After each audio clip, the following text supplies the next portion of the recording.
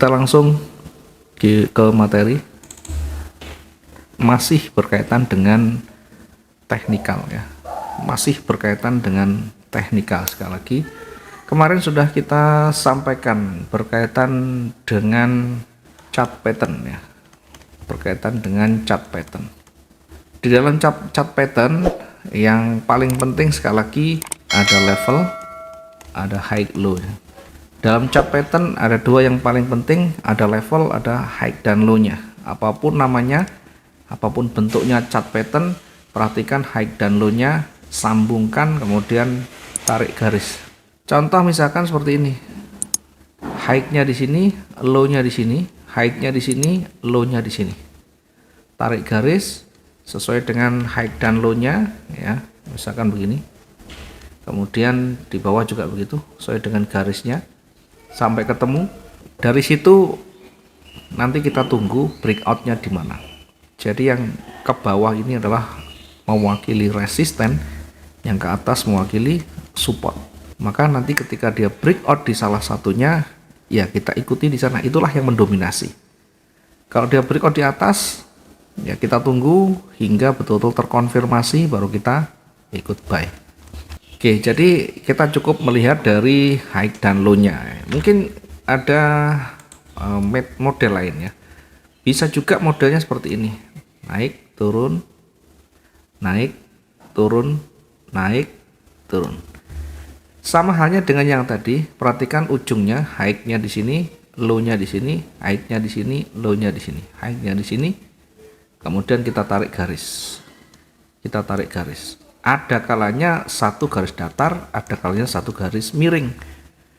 Sama, yang atas mewakili resisten, yang bawah mewakili support. Di mana breakoutnya itulah yang kita ikuti. Kalau dia turun, kita ikut sell. Kalau dia naik, kita ikut buy. Oke, ini berkaitan dengan chart pattern ya. Yang kedua berkaitan dengan pola candle ya. Yang berkaitan dengan pola candle. Di dalam membaca pola candle juga tidak perlu harus menghafal satu persatu ya. Kalau kita hafal ya lebih baik, tapi kalau kita tidak menghafal tidak masalah. Kita cukup membaca secara konseptualnya ya. Nah, yang paling penting di dalam membaca pola candle adalah karakter ya. Kemudian berikutnya history. Ada karakter, ada history. Nanti akan ketemu pola candle. Pola candle apapun itu, apakah doji, apakah engulfing, apakah pin bar, apakah dia dalam bentuk harami, apakah dia itu hammer dan sebagainya. Kita cukup memahami secara konsepnya, yakni dengan membaca karakter dan historinya. Terbentuknya seperti apa. Candle-candle yang mengiringi itu seperti apa. Karena pola candle satu saja tidak bisa cukup. Satu pola candle tidak cukup untuk memberikan petunjuk yang kuat. Hanya memberikan informasi awal. Nah, kemarin karakter itu yang kita baca setidaknya ketebalan body. Yang kedua, panjang sumbu. Ini yang menjadi catatan kita. Yang ketiga adalah rasio. Dan yang terakhir adalah high low. Ketebalan body ini mewakili power, kekuatan atau momentum. Panjang sumbu ini melambangkan penolakan atau perlawanan. Penolakan atau perlawanan. Rasio ini perbandingan ya, kekuatan antara body dan sumbu itu sejauh mana. High dan low itu adalah kemampuan pergerakan dalam satu periode itu. Dari dua ini nanti pasti ketemu.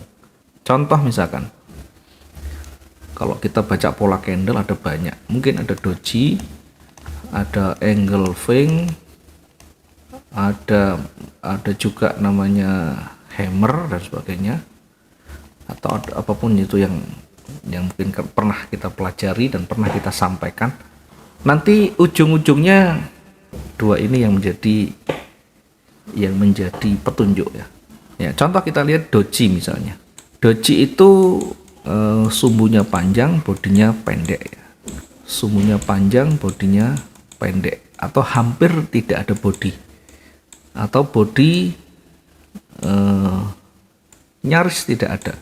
Karena namanya doji itu harga pembukaan dan penutupan sama atau hampir sama. Oke. Doji itu adalah candle di mana dia harga pembukaan dan penutupan sama atau hampir sama. Kita lihat ini bentuk doji yang berada di tengah. Ini adalah bentuk doji. Kalau kita membaca satu pola, biasanya nanti cenderung kita hanya mengandalkan pola candle itu. Tapi kalau kita membaca karakter, kalau kita membaca histori, maka nanti kita akan ketemu di sana.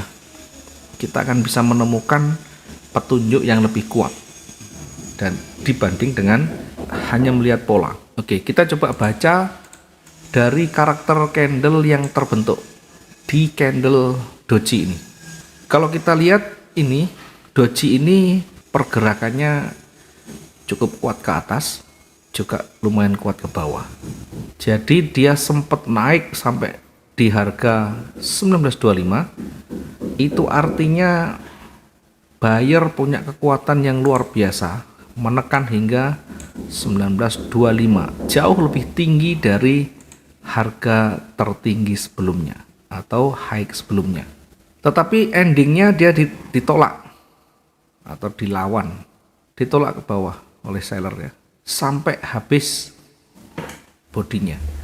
Karena ini awalnya hijau, kemudian ditolak seller, bahkan sampai melewati harga bukaan hingga di 1918.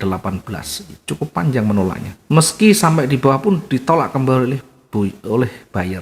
Ditutup dengan posisi yang sangat tipis, sangat mendekati bukaan awal. Dari candle ini kita bisa lihat bodinya bagaimana. Candle ini bodinya tipis sekali, tidak ada. Kemudian sumbunya dilihat di atas dan di bawah ada.